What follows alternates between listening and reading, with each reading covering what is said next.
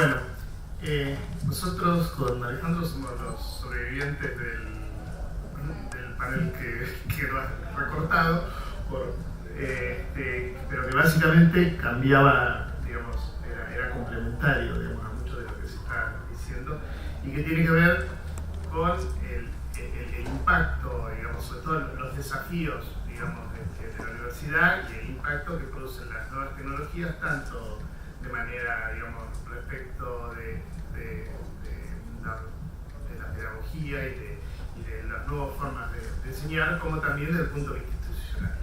Y eso a su vez cómo se inserta en un mundo donde rápidamente desaparecen nuevos trabajos y se crean nuevos trabajos. Digamos, Alejandro Ortopoulos es sociólogo, es profesor de la Universidad de San Andrés, director de I+D del Centro de Innovación Pedagógica, PhD en Sociedad de la Información y Conocimiento, Universitat Aberta de Cataluña, Barcelona, España, máster en Política y Gestión de la Ciencia y la Tecnología de la UBA, investigador del Consejo de Investigaciones Científicas de la Provincia de Buenos Aires, autor de 3 libros y más de 30 artículos académicos, profesor de la Universidad de Buenos Aires, es consultor en el BID, Banco Mundial, OIT, bueno, ahora es más fácil porque es Ministerio de Educación, Cultura, Ciencia y Tecnología, así que en realidad antes estaba en 2, ahora es el 1. Y en ACREA, entre otros ámbitos. Bueno, hay una cosa, digamos, que a mí, después de haber transitado como AG más de 10 años, casi 15, en el mundo de la ciencia y tecnología, Alejandro, digamos, tiene una particularidad que es transitar con igual naturalidad el ámbito académico, el sector público y el sector empresario. Y le permite reflexionar, digamos, a mi juicio, con igual profundidad, y no en vano, digamos, está en el equipo que está, digamos, trabajando en las perspectivas 2030, digamos, que tiene que ver con los desafíos del nuevo milenio. Así que, adelante. Bueno, ante todo, muchas gracias a el ingeniero Venturuzzi por la invitación, y por supuesto a la asociación toda, con Guillermo, quizás no lo explicó bien, pero hace más de una década que trabajamos juntos en diferentes proyectos, de manera que cualquier cosa que me invite Guillermo, ahí estoy como el primer día, porque fue un gusto poder conocer a través de la personalidad de Guillermo la función de la AG, ¿no? Y poder a través de esa función, bueno, trabajar con el Estado en diferentes proyectos que fueron y son importantes para el país. De manera que, bueno, gracias a la asociación de vuelta, porque creo que deberíamos tener más AGs. Lo decimos simple. Bueno, gran parte de los problemas que tiene la Argentina es porque no tiene suficientes AGs, entre otras cosas. Y voy a tratar de explicar, por lo menos en mi área, por qué.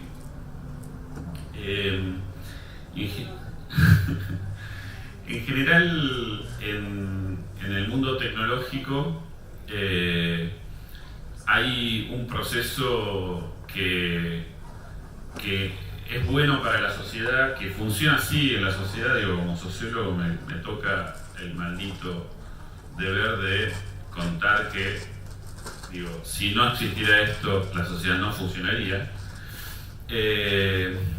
pero que si los proyectos nacionales no lo toman en cuenta, finalmente este proceso que hace la cultura con la tecnología se vuelve en contra, que es la cajalización, digamos, el proceso por el cual la sociedad lidia con la complejidad tecnológica. O sea, se enfrenta a la sociedad a la complejidad de la tecnología y hace que eso, que en realidad es mucho más complejo de lo que se presenta al promedio de la población, parezca simple de manejar, ¿no? Entonces, finalmente, ese proceso de cajanerización oculta muchas cosas, oculta mecanismos, oculta tecnologías, conocimientos, pero fundamentalmente también lo que hace es ocultar personas, ¿sí? Personas, instituciones.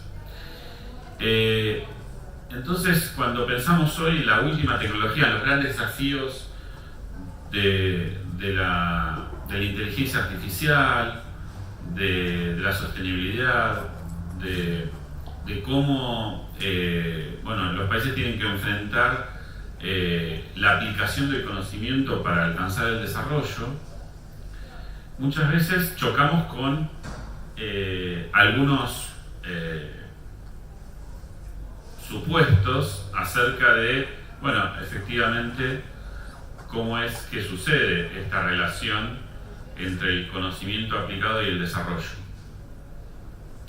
Entonces, no sé cuántos de ustedes conocen a Elon Musk. No sé si preguntar, levante la mano quien no lo conoce, levante la mano quien no lo conoce. ¿Quién lo conoce?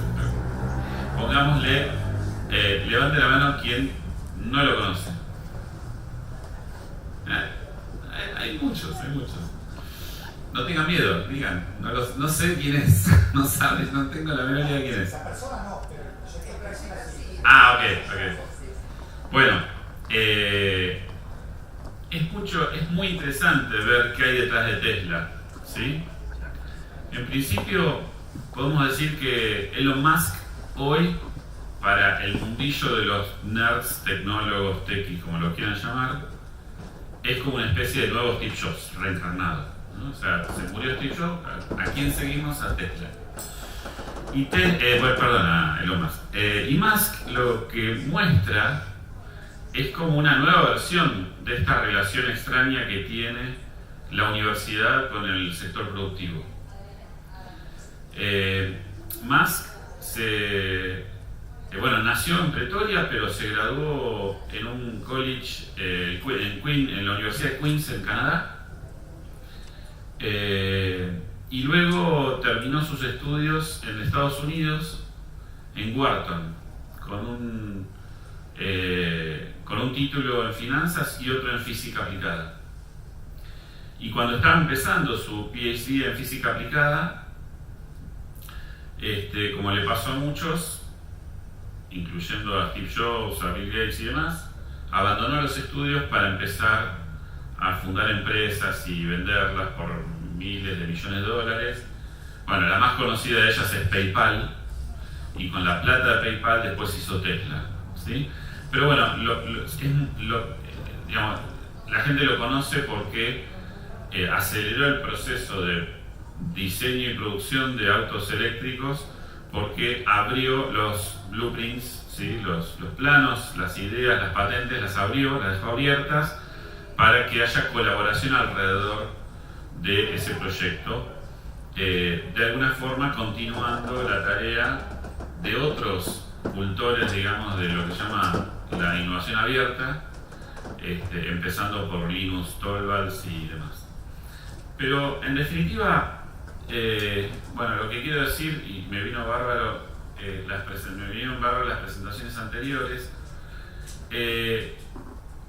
la gente lo conoce a Tesla en el mundo, por lo menos los que están más en el mundo, por lo menos los que están en el mundo tecnológico. Pero en la Argentina, si uno pregunta quiénes son nuestros héroes tecnológicos, lamentablemente ni siquiera muchos tecnólogos no saben bien de qué se trata. Y entonces, por eso la primera historia que quiero contar es la de Jorge Azábato, ¿sí? Jorge Azábato tiene una historia totalmente diferente a la de Musk, ¿sí? Él estudió de profesor de física en el Joaquín B. González, acá a unas cuadras, y luego se dedicó a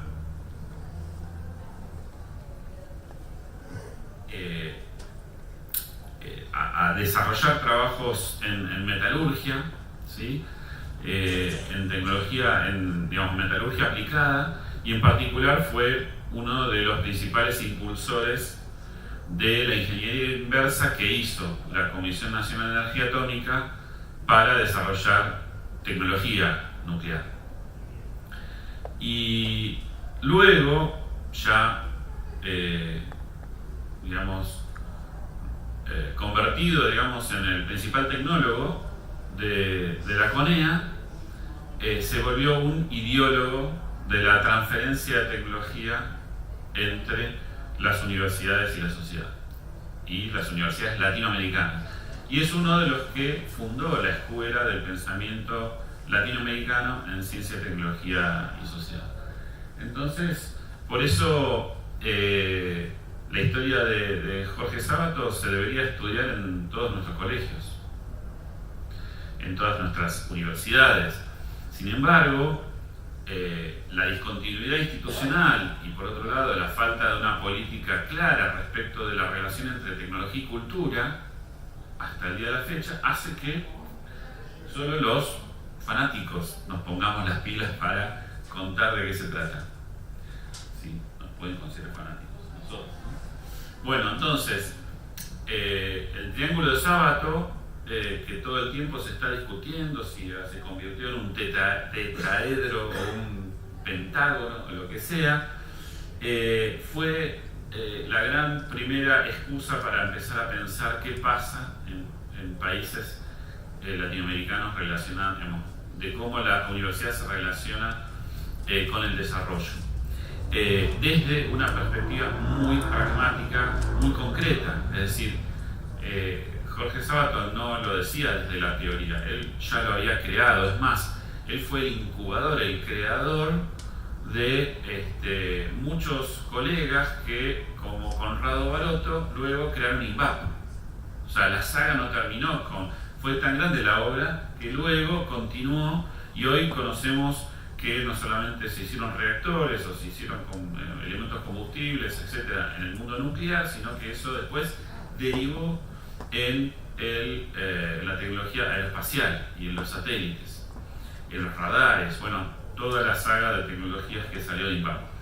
Entonces, por eso tenemos que hacer una genealogía de cómo esta teoría fue muy aplicada y cómo en muchos casos terminó en resultados concretos de cómo del pensamiento, del conocimiento científico-tecnológico, luego eso llegó a desarrollo de tecnologías, a productos y al mercado. Acá tenemos una línea de tiempo que combina alguna de estas diferentes formas en que el conocimiento se transfirió en la Argentina. Como verán, tenemos una combinación de cosas. Por un lado están aquellas transferencias que se hicieron directamente desde el inventor a la sociedad, el caso de Viró, ¿sí? Con el bolígrafo, que es casi, la historia romántica del inventor. Pero luego tenemos aquellos casos en donde el Estado tuvo una función fundamental que explica gran parte del avance de la innovación en el siglo XX, en el siglo XXI, que, citando a una especialista, una experta, es producto, de lo que se llama el Estado emprendedor, y que en diferentes países tiene diferentes formas. En algunos casos está relacionado con el desarrollo de tecnologías para la defensa, ¿sí? El caso más paradigmático hoy es Israel, pero también tenemos casos en donde hay desarrollos desde el Estado que impulsan tecnologías público-privadas que directamente impactan en sectores estratégicos, como fue el caso de la telefonía y la electrónica en Finlandia, en países nórdicos en general, y que, en algunos casos hasta ha tenido que ver con las estrategias de desarrollo basados en recursos naturales, como es el caso de Noruega o Australia. Entonces, en todos esos casos encontramos estrategias estatales desde las cuales hay muchos personajes como Jorge Sabato que han explicado el avance de la tecnología en países en donde digamos, se ha tratado de anclar ese esfuerzo tanto en institutos de investigación estatales como en las universidades. Pero esta historia no es lineal, entonces hay que entender un poco en qué momento esto pasó de institutos a universidades. Entonces, bueno, una buena forma es empezar con las estadísticas. Gran parte de los países desarrollados tienen una estructura de inversión en investigación y desarrollo muy diferente a la de los países en vías de desarrollo. Más del 80% de la inversión en I+D es privada. ¿Sí? Como siempre les digo a mis alumnos, que nosotros tengamos la mayor cantidad de PhDs empleados por el Estado no es un orgullo, no debería ser un orgullo, es un signo de subdesarrollo, porque los países desarrollados tienen la mayoría de los PhDs en el sector privado, como es el caso de Alemania, por ejemplo. Entonces, ¿cuál es el inconveniente? Bueno, Alemania se preocupó en empujar a muchos PhDs para que piensen cómo transferir sus conocimientos al sector privado. Bueno, la institución más importante en Alemania, que no es esta que mencionaste, pero que es anterior, es el Instituto Fraunhofer, ¿no? El Instituto Fraunhofer es, digamos, para traducirlo a términos argentinos, porque es difícil, no existe tal cosa acá, es como una especie de CONICET, pero en el cual a los investigadores se los evalúa por las patentes, o por las tecnologías, o por los convenios de colaboración público-privada que tiene con empresas privadas. Tan importante es el Instituto Fraunhofer que hoy hay sucursales del Instituto Fraunhofer en todo el mundo, incluyendo Chile y probablemente próximamente haya también la Argentina. Entonces, bueno,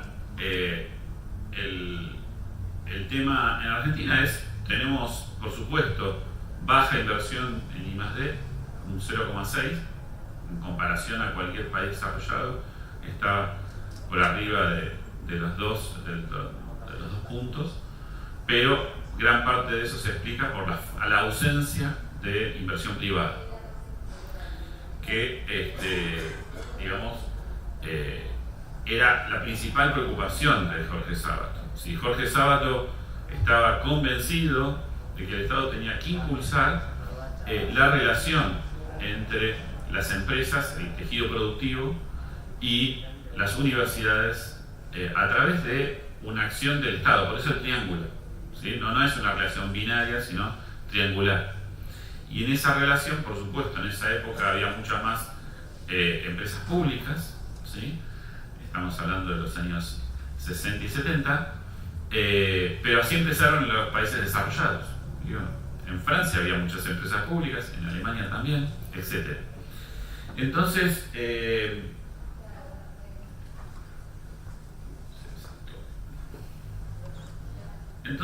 bueno, una de las cuestiones, la segunda historia que quiero contar es la hibridización de las carreras que está sucediendo ahora mismo y que pone en tensión cómo pensamos a las universidades con vista a los desafíos que el nuevo milenio nos pone. Y voy a tratar de ponerlo en relación a la historia de Sabato. Uno de los problemas que tiene el conocimiento es que cada vez que aparecen nuevos campos de investigación ponen tensión a las instituciones. O sea, no es gratuito que haya nuevas enfermedades o que haya nuevas tecnologías o nuevos desafíos ambientales. Cada vez que aparecen esos desafíos, hay investigadores que se pelean y hay otros investigadores que se alían. ¿Por qué? Bueno, porque generan miedos y por supuesto porque afectan intereses. Y esos intereses muchas veces bueno, se defienden a través de, bueno, el atrincheramiento institucional, etc. Entonces acá tenemos el ejemplo muy elocuente y ejemplar de uno de los pioneros de la investigación del SIDA en la Argentina, que fue el doctor Pedro Kahn, que en sus entrevistas cuenta cómo sus colegas en el hospital donde él trabajaba le dieron la espalda, y no solamente le dieron la espalda, sino que les robaban los expedientes, los muebles, les cerraban las puertas para que no pase. Y finalmente de esa forma terminó creando la Fundación Wester, ¿no? Con otros actores importantes interesados en saber más acerca del SIDA y curarlo. Bueno, eso pasa todo el tiempo en todos los campos del conocimiento, y sin embargo parece que no nos importa. Parece como que todo es un crecimiento armónico, nadie se va a pelear con nadie, y ese es un problema para el desarrollo de un país. Es el efecto de la caja negrización, principalmente de pensar que solo el conocimiento tiene que estar en manos de sus dueños naturales, que son los encargados de los campos disciplinarios. Y eso está probado, que cada vez que aparecen nuevos temas, la investigación se vuelve más transdisciplinaria, más compleja, y eso hace crujir las instituciones, hace crujir el ordenamiento actual de la ciencia, ¿sí? Entonces, en la Argentina, además, eso está, digamos, filtrado por, la cantidad de investigadores efectivos que hay. O sea, acá tengo un mapa que lo que hace es ordenar a las universidades nacionales en el territorio, pero además por su tamaño, y finalmente el color lo que indica es la cantidad de investigadores con doctorado, ¿sí? Es un porcentaje, o sea, los que son puntos azules son las universidades que tienen más doctorados, y las amarillas son las que tienen menos proporción de doctorados.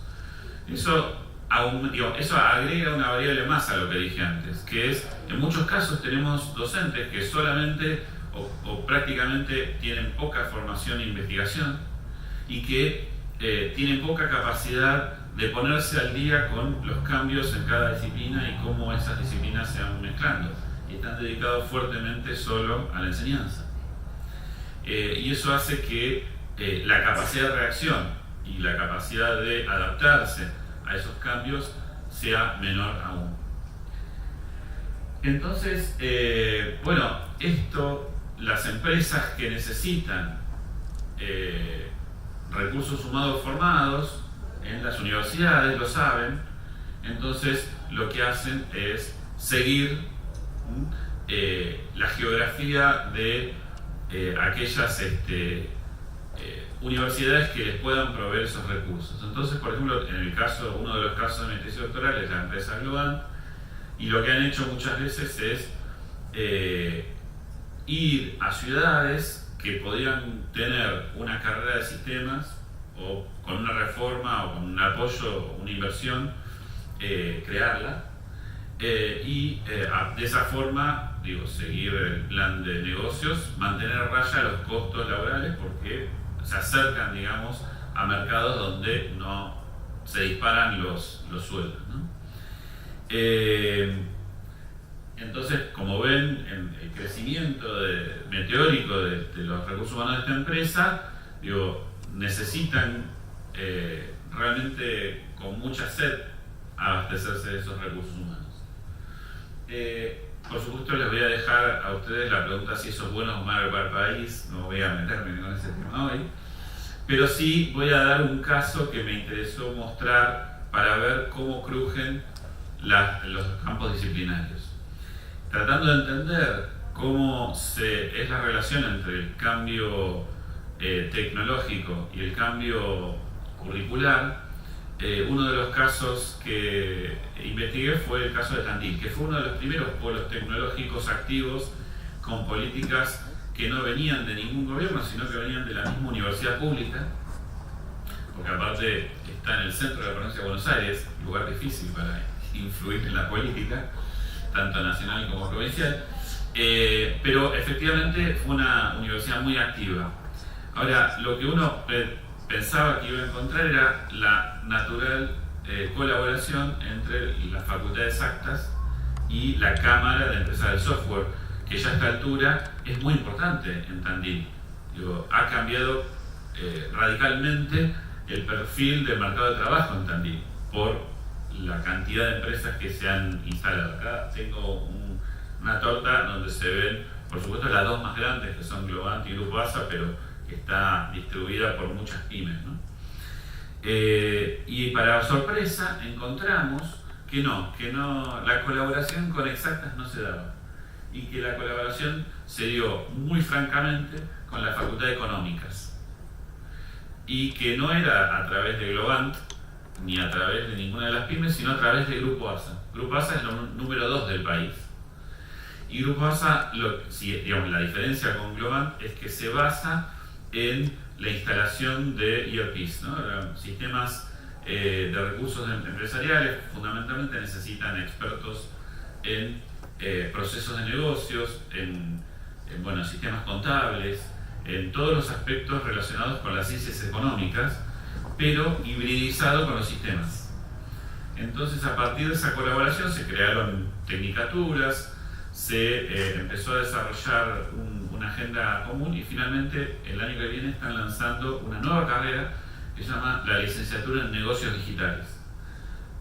Cuando yo volví a la universidad, yo trabajo en la Universidad de San Andrés, también doy clase en esta casa en la maestría de Ciencia y Tecnología, pero bueno, en la Universidad de San Andrés, a los 2 días que yo llego con esta noticia, que para mí era notable, encontré algo mucho más notable, que mis colegas ahí me dijeron: Alejandro, el año que viene vamos a lanzar una carrera nueva que se llama Licenciatura en Negocios Digitales.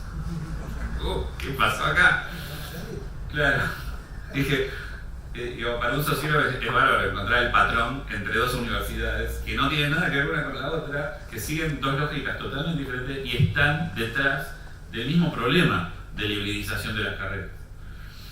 Por supuesto, el perfil del estudiante de San Andrés no tiene nada que ver con el perfil del estudiante de UNICEN, pero las dos universidades por diferentes vías llegaron al mismo punto.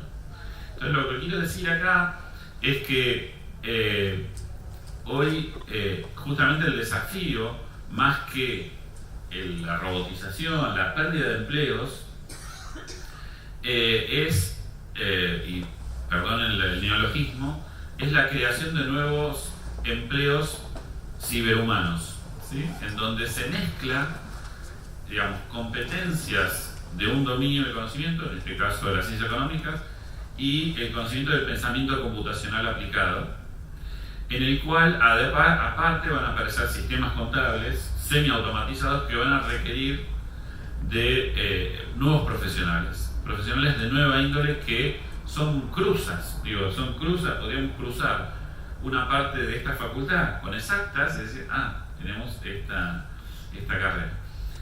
Y así podemos ver muchas otras carreras. Un caso paradigmático que venía ya investigando de antes con mucha más frustración era, por ejemplo, los videojuegos, ¿no? La carrera de videojuegos. Está clarísimo que hay una gran industria de los videojuegos que ya superó en facturación al cine, y sin embargo las instituciones no han creado el INCA de los videojuegos, por ejemplo, ¿no? O en las universidades públicas y privadas solo se creó una sola carrera en la Universidad del Litoral, creo, pero muestra cómo ese tipo de conocimientos caen en una segunda línea, principalmente en terciarios, en general privados, ¿no? Entonces, ahí encontramos una especie de grieta, pero cognitiva, en donde por un lado están las humanidades y por otro lado están las ingenierías, las ciencias. Esto en el mundo ya hace tiempo que se viene debatiendo. Por eso, es un buen momento para repensar las funciones fundamentales de la universidad. Tanto la investigación como la docencia como la extensión. Porque en esos términos yo creo que mucho de lo que se ha hecho en línea con la reforma desde la vuelta a la democracia ha tenido retrocesos. Por ejemplo, en este campo, cuando llegó la democracia, de la mano de Sadowski se creó el SLAI, ¿sí? Se intentó recuperar un liderazgo en informática que la Argentina había tenido en los años 60. Sin embargo, la SLAI en el año 92 se cerró y finalmente, bueno, se adormecieron las capacidades de reaccionar al cambio tecnológico, ¿sí? De vuelta, otro personaje importante, un nombre importante en la historia tecnológica de la Argentina, el doctor Sadowski. Entonces, no quiero abrumarlos. En el mundo el conflicto por el conocimiento es un conflicto que tiene diferentes formas y hay muchos países que les gustaría ser como la Argentina. Por ejemplo, en Chile todavía la revolución pingüina, que reclama acceder a la educación superior, no solamente ha puesto en conflicto a gobiernos progresistas, sino que todavía hoy sigue reclamando una reforma del sistema de educación superior. En China existe el Gaokao, no sé si lo conocen, es el día en que todos los jóvenes chinos que quieren pasar de nivel en el sistema educativo dan un examen y es tan restrictivo ese examen que, como ven en la foto, los padres desde abajo alientan a sus hijos con gran esperanza, pero también bastante presión, para que esos chicos den bien el examen e ingresen a la educación superior. Y estos casos son casos que la Argentina, gracias a la reforma, lo superó, ¿no? Entonces, bueno, uno de los planteos que tenemos que reconsiderar es, bueno, cómo debería continuar el ideario de la reforma. Porque la reforma lo que planteó, digamos, de forma sencilla, es algo que luego pasó en los años 60, en el 68 en Europa, es, bueno, bajar a la universidad de su altar y llevarla a los problemas de la sociedad. Digamos, con la extensión, tratar de acercar a los graduados a resolver los problemas sociales. El tema es que cada vez se hizo más complejo resolver los problemas sociales. Y, bueno, la Argentina pudo transitar políticas de innovación de primera generación con Sábato y de segunda generación con Baroto, con el INVAP, con tecnologías digamos, público-privadas, pero no pudo pasar de la segunda generación a la tercera, que es lo que han hecho muchos países europeos con políticas estatales activas.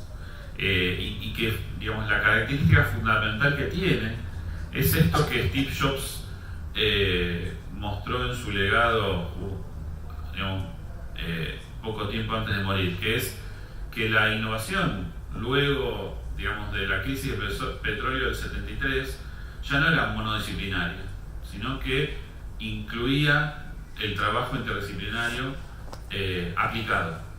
Y eso es un desafío que todavía está pendiente en nuestro país y en Latinoamérica, porque hacer este tipo de operaciones implica tener instituciones nuevas que ayuden a las universidades a trabajar de esa forma, como es el caso del Instituto Fraunhofer en Alemania. Por eso, digo, tenemos que poner el ojo justamente en estos procesos en los cuales, mal o bien, digamos, cómodos o incómodos, el sector productivo no está demandando recursos humanos formados, ¿sí?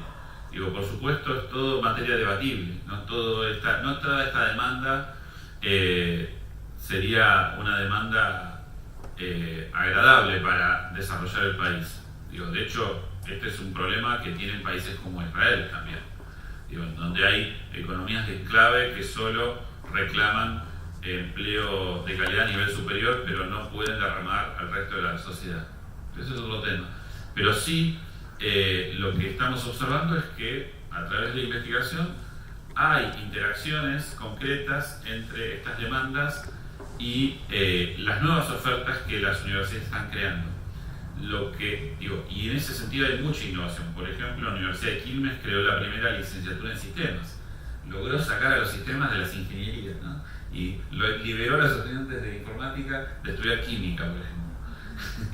Pero es una carrera, de vuelta, una carrera de videojuegos en Litoral, una carrera de licenciatura en sistemas en Quilmes, una carrera en negocios digitales en la UNICEN.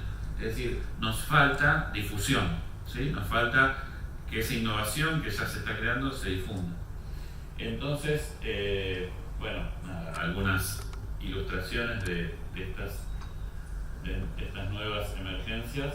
Y para cerrar, yo voy a poner en tensión la propuesta que era pensar a la universidad como en el proceso de internacionalización y de regionalización. Bueno, yo voy a decir, es importante la región, pero en el otro sentido, ¿sí? En el sentido de cómo las universidades son el ancla o son el referente del desarrollo basado en el conocimiento hacia adentro de los estados nacionales, a las regiones que se forman dentro de los estados nacionales. Entonces ahí, de vuelta, creo que hay muchas experiencias para mirar. Hay, por supuesto, diferentes conceptos, pero lo fundamental es entender que, por un lado, este tipo de dinámicas pueden darse por el mercado, ¿sí? Como pasa en Tandil, pero podría también darse por una política activa regional, en donde haya una proactividad en relación a no solamente responder a la demanda del mercado, sino crear nuevas tecnologías, ¿no? La regionalización tiene mucho que ver con el patrón de especialización, ¿no? Y ese patrón de especialización tampoco es ajeno a esta hibridización. Entonces, para cerrar, les voy a contar la historia de lo que se llama el Aztec, que también es una palabra rarísima. Voy a hacer un salto cuántico así. Estas son todas ilustraciones de cómo se hibridiza el conocimiento. Pero a donde voy a llegar es a esto. El Aztec es el nuevo acrónimo de lo que se llama Agricultural Technology, ¿no? O tecnologías agropecuarias. Este es un campo que hoy está en efervescencia, ¿sí? Hoy hay mucha aplicación de inteligencia artificial e Internet de las cosas para mejorar los procesos productivos agropecuarios. Y hay investigadores de muchos países y tecnólogos de muchos países, desde Estados Unidos, Nueva Zelanda, Australia, Europa y también de Sudamérica, de Latinoamérica. En particular, la Argentina es hoy un gran protagonista de este proceso de emergencia de nuevas compañías. Pero de vuelta, uno esperaría que en este sector haya informáticos, ingenieros electrónicos que sepan de sensores, que puedan conectar los sensores con el software y demás. Sin embargo, cuando vamos a ver quiénes son estos emprendedores, ¡wow! Sorpresa, no hay ningún informático, no hay ningún ingeniero de software. Son todos o ingenieros agrónomos, o biólogos, o químicos, investigadores que saben de los modelos que pueden ser construidos para manejar la inteligencia artificial. Entonces, de vuelta, esta hibridización nos pone frente a un dilema, que es: estas nuevas empresas van a surgir de la combinación de equipos interdisciplinarios, de un biólogo con un informático, con un ingeniero electrónico, etc. Y está sucediendo. El tema es cómo van a responder nuestras instituciones, nuestras universidades, porque justamente, como pasó en Noruega con el petróleo, como pasó en Australia con la minería, la Argentina, ante este desafío, tiene una gran oportunidad. Es una de las más grandes oportunidades que tiene la Argentina hoy, porque aplicando tecnología a la tecnología agropecuaria, no solamente va a generar nuevos puestos de trabajo de calidad en el país, sino que además puede venderle esa tecnología al mundo, generando más puestos de trabajo.